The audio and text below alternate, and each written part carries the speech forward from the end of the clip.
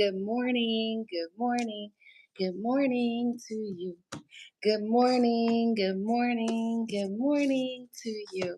This is a different look, especially if y'all are joining the replay. I got to figure out how to get this out live. I thought about sharing this on my Nextdoor app, LinkedIn, but then I'm like, do I really kind of want all those people coming? And I guess, yes, I will at some point in time. Hey, y'all. Hey, y'all. Hey, my name is actually Montina. It's just Montina. Like Montana, if you meet me in person.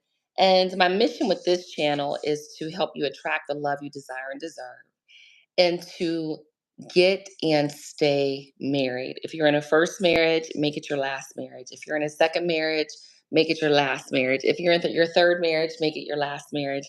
Unless he's cheating or beating, you really are dealing with the same poo poo in a different toilet. And it's really why I say things like that and have that kind of posture, because no one is out here helping us stay married, supporting marriage. There's so much out there in terms of support for singles, for narcissistic personality disorder, for Alcoholics Anonymous, drug rehabilitation, grief support, divorce support. You go through a divorce, you realize there's a divorce support group. But who is out there saying, girl, I know you're dealing with some things. You married, honey. I know it's hard sometimes. I know you in the valley. Sis, I know you having some financial challenges. Oh man, sis. Girl, he talked to you crazy too. Oh my God, girl. But you know what? Marriage, if you so choose to get married, carries its own weight and challenges. You go through so much out in that world, and you come home and your spouse isn't empathetic towards you. Your spouse didn't ask you how your day was, even though they told you all about their day. Your spouse didn't notice your new hairstyle. Your spouse didn't notice the new lipstick. Your spouse didn't notice the new outfit, unless that's how your spouse is. But that's what women do. I remember I was in a relationship once and the person said, "You want to be married to a woman?" And I'm like, "No, I don't." But I realized they meant it in a way that women, we notice things. Honey, if your hair is different, I'm like, girl, what you do to your hair? You probably noticed I'm not in my gym clothes. I have a busy day today, going to vote. Then I have to head down to Georgia Tech, where I am a coach for their entrepreneurship Create X program. And I know that many of you are just beautiful. You're kind. You're the finest. You're fit, feminine, friendly, fun. You are interesting, nice, exciting, energetic, sexy, sassy, trauma free. And maybe he noticed it in the beginning. He did everything he could to get you, even while you're dating and courting. And then I hear women say all the time, I got in a marriage, Montina, and he just didn't do that. And what I've come to realize is in the marriage, he may not do that because he has you, honey. So now it's up to you to actually work in the marriage to be the best version of you, but also I think that many of us in marriages, or many of you all of us, I'm talking about me too, don't realize that being in marriage doesn't mean that you forego everything about you, honey. I think I'm more amazing married than I was when I was single, because now I'm like, oh yeah, I'm about to really be put together. So again, this call isn't about being really put together, but it is about being spiritually fit, emotionally, mentally, and emotional, mental, physical, and spiritual. Yeah, that's what I said. We have to put on the whole armor. Hey, y'all are joining today. Thank you for sharing. Hey, y'all. Hey. We have to put on the whole armor. I had a conversation, and I have my notes here, with a girlfriend yesterday, and I just could tell we've been trying to get together and this and that. It was midday. I'm really busy, but I was like, I'm going to take out time and go meet with her. And we just had coffee and talked about marriage. And, one of the questions she said was like, how did you know at your first divorce? And I was like, girl, the same way you knew with your first one. And they happened to be in a second divorce. I'm like, wait it out. Like, stay in it. It's the same thing. And she's like, you're right. At the end, she was like, you're right. I'm like, girl, the joy of the Lord is your strength. Join these calls. I said, aren't you tired of the devil messing with you? Aren't you tired of knowing he has well planned, laid out plans to deceitful deception, and a strategy? She was like, you're right. So I was like, sometimes we don't understand that the devil has to use somebody. So who is he using? Is he using you, your spouse, your kids, your grandkids, your stepkids, your step grandkids, your mother-in-law? He using somebody. So why do we walk around in this world surprised that we're going through challenges in our households? I don't know about you, but we gonna stay married. So if you're here and you're not married, I want you to be married. Keep watching my channel. But again, Our enemy, and I'm talking about, I don't care what religion you believe, we believe there's bad people and bad things in this world, but I don't believe at my core inherently that people are bad. I just do believe they do bad things, but they're demonically possessed. And I was like, I know it sounds terrible, but there's times when we've probably been demonically possessed, and it's a terrible thought. But how is the enemy gonna you? How is he gonna get to you? As amazing as you think you're supposed to run around in the world and be this amazing sunflower, this light towards the sun, and nobody's supposed to bother you. Yeah, no, that's not the way the world works. Our enemy, Satan, the devil, whomever, the bad person, attempts to defeat us with strategy and deceit through well laid plans and deliberate deception. And I believe it gives us a sense of empathy, and increases our kindness and our emotional maturity when we understand it's not him, honey. It's the devil working through him for real, for real. You know, when you was younger, the saints your old grandma, they'd be like, oh, the devil got him, honey. The devil is working through people. And I don't want the devil to work through me to get to other people. So I have to be emotionally mature in situations that I encounter. The devil can cause us to work against ourselves. When you look in the mirror, like, oh, I need to lose some weight. We all feel like we need to lose weight. Oh, I could do this better. Oh, look at her. So we have to guard our minds and have positive thinking. So again, I created this support group as it grows and scales because I want married women to have support. I'm tired of everybody else out there having support. So let's support each other. And I'm here for you. Please be here for me. And again, 80% of the time, your marriage is going to be amazing. And 20%, you're going to be like, what the? And I don't want to say it out loud, but you really like, what's wrong with you? You're breathe, sis. It's just life. 80%. So putting it into numerical terms is how I think I'm a factual person. 30 days in a month, 24 days, 8 times 3 is 24. I used to be a school teacher, y'all. Not math, it was English and social studies, reading comprehension. But there are 24 days out of the month that are probably going to be blissful. If you track it on a calendar, check, check, check. You're going to hit a day where, oh, he slept on the couch, or he didn't talk to me, or he didn't. 6 days out of the month are going to be like, oh my God. And they might not be terrible, terrible, because as we mature, we have to start recognizing triggers in our relationships and in ourselves. That's why I talk about therapy. There are inner child issues. There's trauma. You go through life. I don't care if you had an amazing childhood. You have experienced some sort of trauma or the effects of trauma. Here in Georgia, in Kennesaw State University, a young lady, it was a domestic violence situation, and she was murdered. The man, he went and shot this young woman. I mean, that is it, and she's part of an organization. I'm part of the National Coalition of Negro Women. So part of me is just like, dang, I have an aunt that was a domestic violence victim, and I have a father that committed the violent act. So it hits differently. So again, we want to make sure that we're in therapy. You know, that's going to be one of the first questions I often ask people if they're talking to me about situations. You got a therapist, girl? I have a friend. Hopefully, hey girl, hey, you know, you are her name kind of rhymes with Montina. So hey girl. And one day she was talking, and I had told her initially in a relationship, in our friendship, I don't trauma bond with people. So she was sharing something with me. She's like, girl, wait a minute. I know you don't trauma bond. I said, no, girl, we got to talk about unicorns and rainbows. So have very clear boundaries in your relationships. Don't trauma bond with people, because otherwise, all y'all gonna do, girl, my husband crazy. My husband crazy too, girl. But what we gonna talk? Where you get that lipstick, girl? Oh, how you do your makeup like that? Don't trauma bond with people, okay? So 80-20, and then again, 50% of first marriages fail in divorce. 67% of second marriages fail in divorce. 73%, we the highest in the third marriages. Only 5% of people are silly enough to do it. I'm one of the ones, and my husband, we're both third marriage spouses. So again, if we know there's a propensity for failure, let's be proactive instead of reactive. So that took a long time, and Satan asked, so somebody must have needed to hear it. So that was for you. So we're reading from the battlefield of the mind.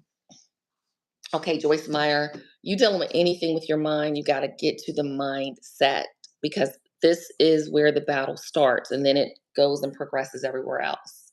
Okay, binding spirits. We're in chapter 6, and no, we're not. Yesterday we were talking about positive thinking, so that's where we're at. Let me move my little paper clip. So be positive. Be positive. Positive minds produce positive lives. Negative minds produce negative lives. Positive thoughts are always full of faith and hope. Negative thoughts are always full of fear and doubt. Some people are afraid to hope because they have been hurt so much in life. And I actually highlighted that when I read it yesterday. Can you imagine you've been hurt so much in life? You have zero expectation and just no hope. And I'm going to tell you, I think I might have read this years ago, and that's why I did it. But I actually have a tattoo on my wrist. It's about 12 years old now, but it's hope. I have hope here, faith, and love. And that's when I got married. So I'm gonna do love, hope, because I wanted to remind myself that I need hope. So some people are afraid to hope because they've been hurt so much in life. Don't be that person. They've had so many disappointments. They don't think they can face the pain of another one. Therefore, they refuse to hope so they won't be disappointed. This avoidance of hope is a type of protection against being hurt. Disappointment hurts. Okay, disappointment, I want to acknowledge that it hurts. So rather than be hurt again, many people simply refuse to hope or to believe that anything good will ever happen to them. This type of behavior sets up a negative lifestyle. Everything becomes negative because the thoughts are negative. Remember, as a person thinks, so in his heart is he. There's something else now called rumination. If you're in my Happy Wife Project group, I talked about it. Join the happywifeproject.com where I actually have posts and content. I share a lot more in depth about myself, my life, my experiences. I can't post publicly. But rumination is important here because we hear kind of be positive.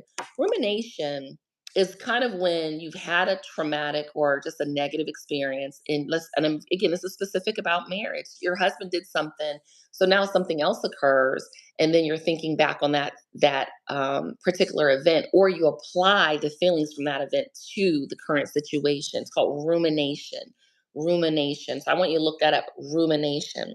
So Joyce talks about in here when she was negative years ago because she had encountered so many disappointments in her life, so many devastating things. She just didn't think anything good was going to happen. And so since her thoughts were negative, hey y'all, thanks for joining. Hey y'all, good morning, y'all. Since her thoughts were negative, her life was negative, but then she learned to study the word and trust God. So remember, our word is our weapon. If you're married, honey, you got to put on the whole weapon. You got to put on our, the word is your weapon, but we have to put on our whole armor. Armor. Got to put it all on, y'all. Okay. We had to tell you, I put it on. And she realized through that word, which is our weapon, produces our power, your praise, your prayer, okay, your faith when we make it practical. And the negative thinking had to go. So God has a perfect plan for you. And I wrote that in here. So as you believe, it's unto you. So I'm going to just read this section. We're going to stay on positive thinking for a while. This doesn't mean you and I can get anything we want by thinking about it. But most of the time, your thoughts steer. I do believe our thoughts steer our lives. God has a perfect plan for you. Just think about that. God has a perfect plan for you. God's purpose, his plans for you are for good. Montina, oh my God, girl, you don't know what I'm dealing with. His thoughts and plans for you are for good. He has a perfect plan for you. We can't control him, the Lord, with our thoughts and our words, but we can think and speak in agreement with his plans. When things happen to me, I'm like, ooh, the joy of the Lord is my strength. Oh, all things work together for my good. That's why we do need to understand this word. I don't know God's plan for me, but he loves me. And whatever he does, now she says it'll be good and I'll be blessed. Begin to think positively about your life, even if whatever's taking place in your life at this moment, it doesn't feel good. It's not good. You can't tell nobody. You can't wait to get to your next therapist appointment. You hear on this call like, girl, but that's okay. But you might be having an amazing day because this is part of your 24 days for your amazing part of your marriage. And that's great too. We're here to celebrate. But expect God to be either bring what's not good into good or bring what's good into something better. See, let's always have greater expectations. Greater expectations. Now, some of you all, again, I've been studying a lot about narcissistic personality disorder, and there are zero expectations that that will get better. Zero. It's not going to happen. Not even, well, my Tina Miracle God. Yeah, you can hope and believe that, but what can changes you. You can be an emotionally mature individual and stop reacting in your relationships and stop reacting in your marriage and stop allowing everything to trigger you. I have a friend in the family just very cynical towards her, and they're just, I don't know, these in-laws they can be a bit much. If you have great in-laws, great, but if you don't, it's difficult. And sometimes people like you until they don't and show you who they are. But she was going off on vacations and spending a lot of time with them. And I said, why are you torturing yourself? Like, they don't like you. They don't. So why would you continue to be in a situation where people don't like you? Like, that's eh, because you're married? Get out of here. So another part of this that I was going to mention earlier is I don't believe that God is always good. That's not a core belief that I have. But don't leave yet. Here's the thing. We're parents. You're not always good to your kids, and your kids won't say you're always good, but you're always faithful, and all of his promises are true. God is a faithful God. If his thoughts and plans for you are for good, he is a faithful God. So again, you don't have to run around talking about, well, I know I'm going through this situation, but God is good. Not in this situation. Be honest. He desires all of you in your honesty. He desires us to be truthful with him. You don't have to sugarcoat it with God. He understands every part of you. There's a part in Isaiah that he says, and people miss this, but do you know he has your name tattooed on him? He does. I'll find the scripture and tell you. So, anyways, that's going to be kind of it for today. I want you to think about how you feel today. I actually have on my board today that I had it from yesterday, hopefully, but I'm happy. I'm getting ready to go vote today. I'm getting ready to go down in the city. I got my clothes packed for my yoga Pilates bar tonight. I didn't make it to cycle. I feel good, and I'm happy that y'all joined me today. Um, Remember, I want to celebrate successes with you. And again, I know that some of y'all again are dealing with husbands that just they're not men, y'all. I mean, they're men, they're not women. So they're just not always cheering you on. That's why you need a good group of sisters. You need to form a sisterhood. Text 5 friends today, girl. How you doing? Check out Montina's channel. Hey, just checking on you. Hey, just how's your just check. We're women. Okay, we need each other. We need each other. We're not men, and your husband, hopefully he's your best friend. I always say my husband's my favorite friend. He's not my best friend.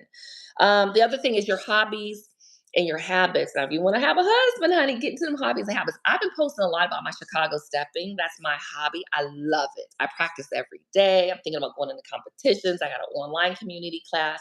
I go practice now 6 hours a week. It's my hobby, and I have other hobbies. But what is feeding your soul? Your self care, your physical, emotional, mental, and spiritual. You need it. We need it. I'm gonna get my nails done today. I need my feet done. That's part of my self care, but that's my self maintenance. It's not my self care. I don't talk to my nail tech. But my hair on Thursdays, that's my self care. So understand the difference and make sure you're making that investment. And remember, sis, no weapon, honey, no weapon formed against you shall prosper because the joy of the Lord is your strength. Happiness is fleeting. I'm not doing this just to be on here. Join the Happy Wife Project. We need each other. And also, because we have the word as our weapon, our whole armor against the enemy, he out to defeat you. So don't look at your husband like, oh my God, this man, we have to start calling this demonic behavior out of folks. And like I said, it might be you. Maybe God's calling it out of you too, because sometimes, it ain't always him. It's me sometimes. I'm like, this man is getting on my nerve.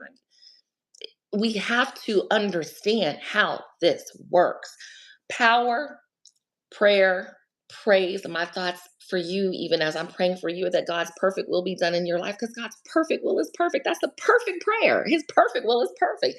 Get up in the morning and say, recite the Lord's Prayer. Do something, okay?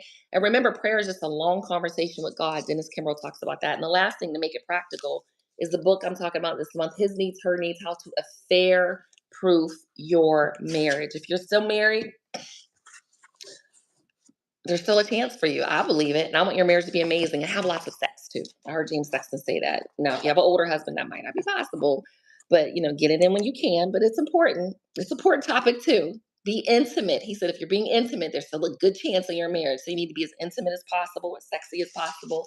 His needs, her needs talks a lot about the affection and the 10 emotional needs in your marriage: admiration, affection, conversation. Try to do at least 15 minutes a day. That's what he talks about in 15 minutes a day. Domestic support, family commitment. Montina, I do all of this and all of that. Sometimes we do things and your husband doesn't even expect it. My husband can cook. My husband can clean. There's just, if I don't do it, he's going to still eat. But for some of you, if you don't do it, he won't eat. So just go order something. Be free from all this foolishness that you have to do things. You are not in bondage, sis. Now, if you desire to do it, do it. Family commitment, financial support, honesty, openness, physical attractiveness. Okay, stop looking at hot mess. It's not acceptable. Okay. Recreational companionship and sexual fulfillment. So get out there and get moving. Get out there, get moving. Go vote, and no weapon formed against you shall prosper. It won't work. And just leave a comment if you can. If you can't right now, if you're driving or something like that, leave it later because the joy of the Lord is your strength. So no weapon formed against you shall prosper because The joy of the Lord is your strength. And it's my strength too. All right, y'all. I gotta run. Let me go vote so I can get downtown for my meeting. You have an amazing rest of the day. Bye.